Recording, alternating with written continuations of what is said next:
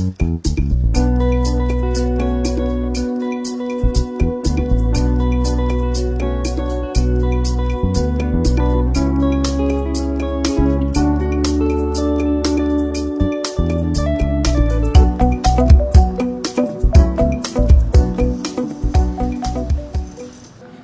Conseil des ministres donc s'est tenu à Ouagadougou le vendredi 18 mars 2022 en séance donc de 9h à 13h45 sous la présidence de son Excellence M. Paul-Henri Sandaogo Damiba, président du FASO, président du Conseil des ministres. Il a été délibéré sur les dossiers inscrits à l'ordre du jour, entendu des communications orales, procédé à des nominations et autorisé des missions à l'étranger. Au titre donc de la primature, le Conseil a adopté un décret portant attribution des membres du gouvernement. Ce décret définit le rôle et la place de chaque ministre et ministre délégué et offre un référentiel précis et rationnel à l'administration de l'État pour son organisation. L'adoption de ce décret permet aux membres du gouvernement d'assurer de façon efficace et effectivement leur mission. Au titre donc du ministre de la Justice, des Droits humains, chargé des relations avec les institutions, le Conseil a adopté un rapport relatif au deuxième rapport périodique dû au titre de la Convention sur la protection des droits de tous les travailleurs migrants et des membres de leur famille.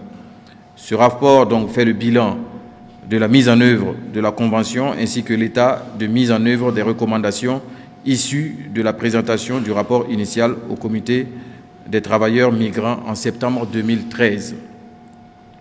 Notre pays, en dépit du contexte sécuritaire et sanitaire difficile ces dernières années, a entrepris des actions et a pris des mesures de protection et de promotion des droits de tous les travailleurs migrants se trouvant sur son territoire et ceux des Burkinabés vivant à l'extérieur, conformément à la Convention internationale sur la protection des droits de tous les travailleurs migrants et des membres de leur famille, ratifiée le 26 novembre 2003. Le Conseil donc a marqué son accord pour la transmission du dit rapport au Comité pour la protection des droits de tous les travailleurs migrants et des membres de leur famille. Au niveau des communications orales, il y a eu deux communications orales. Une première communication orale sur les enjeux sécuritaires, présentée par le lieutenant-colonel Bonkungu, directeur général de l'ANR, et la deuxième communication a été présentée par le lieutenant-colonel Bamouni, commandant donc des opérations de théâtre. Ces deux communications ont permis à l'ensemble du gouvernement de prendre la pleine mesure de la situation sécuritaire, de comprendre les enjeux et les défis, notamment en termes de lutte contre le terrorisme et aussi du renforcement de nos actions en termes de sécurisation de l'ensemble du territoire. Ce sont des communications qui nous ont permis de saisir la situation actuelle du pays, de comprendre l'ensemble des défis, mais aussi de voir l'ensemble des stratégies mises en œuvre pour permettre un retour consécutif de la paix dans notre pays. La deuxième communication a été portée par le ministre de l'Action humanitaire sur les enjeux humanitaires. On sait que le pays est dans une crise sécuritaire très grave, ce qui entraîne aussi une crise humanitaire de même gravité. Et donc, il a été question de présenter l'ensemble des actions et des mesures mises en place pour permettre de juguler cette crise humanitaire qui découle justement de cette grande crise sécuritaire. Lors de ce Conseil des ministres, nous avons eu à saluer donc la mémoire des soldats tombés. Le président a rappelé que c'est dans l'action de chaque membre du gouvernement, dans nos actions quotidiennes, que nous allons justement honorer ces hommes et ces femmes qui sont tombés pour le pays. Et donc, nous avons accordé une importance particulière à cette situation sécuritaire. Le ministre de la Défense et des anciens combattants a fait un point de la situation également, un point d'ensemble.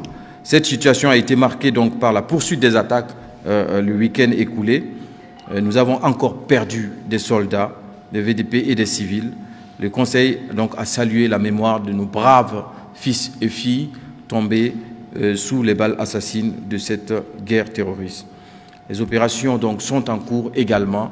La stratégie militaire se déploie au fur et à mesure que nous avançons et nous sommes certains que c'est dans la collégialité et dans l'unité que nous allons arriver justement à avoir des résultats probants.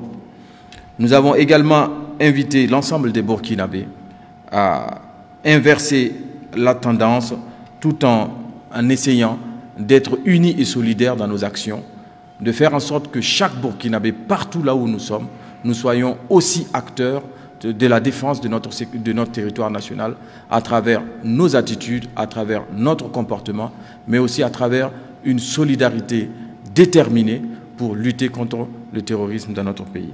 Sur la question de Djibo, c'est une question qui fait partie également de l'ensemble des communications orales que nous avons reçues, qui montrent clairement que la stratégie militaire est en train de se déployer sur le terrain et que nos forces de sécurité et de défense travaillent de sorte à pouvoir juguler cette crise sécuritaire-là. Mais vous comprendrez, madame, qu'il y a des stratégies militaires mises en œuvre qu'on ne peut pas expliquer de façon publique pour non seulement garantir la sécurité des forces de sécurité et de défense qui vont se déployer sur le terrain, mais aussi garantir le résultat de cette action-là. Et donc, tout est mis en œuvre pour que, après résultat, vous puissiez avoir l'ensemble des éléments qui ont tenu cours à ce que nous puissions avoir ces résultats-là. Quant à la tenue du Conseil des ministres, une semaine après la prise de contact, vous savez, nous sommes arrivés dans une situation et il y a des harmonisations, mais surtout des organisations qui permettent de mettre en place un Conseil des ministres efficace. Il y avait bien sûr le fait que les ministres devaient prendre en charge leur département, comprendre certains sujets et venir justement dans ce Conseil des ministres-là avoir un agenda et un ordre du jour assez conséquent. L'information nous parvient également par rapport aux actions néfastes de ces terroristes sur certaines zones de notre territoire. Nous avons pris à bras le corps justement toutes ces informations. Nous avons également entendu les représentants des forces de défense et de sécurité qui sont venus nous expliquer la situation dans son ensemble. C'est pour cela qu'avec le service d'information du gouvernement, nous allons vous donner rendez-vous certainement la semaine prochaine pour rentrer dans le détail de toutes ces questions, qui sont des questions assez importantes et dont les Burkinabés méritent quand même d'avoir un certain nombre d'informations. Notre pays est en péril et la question de l'unité n'est pas à être martelée ou à être dit. C'est une attitude qui va permettre de constater cette solidarité-là. Et je crois que tout Burkinabé sensible à ce qui nous arrive se dit également solidaire pour tout ce qu'il peut faire pour lutter contre le terrorisme-là.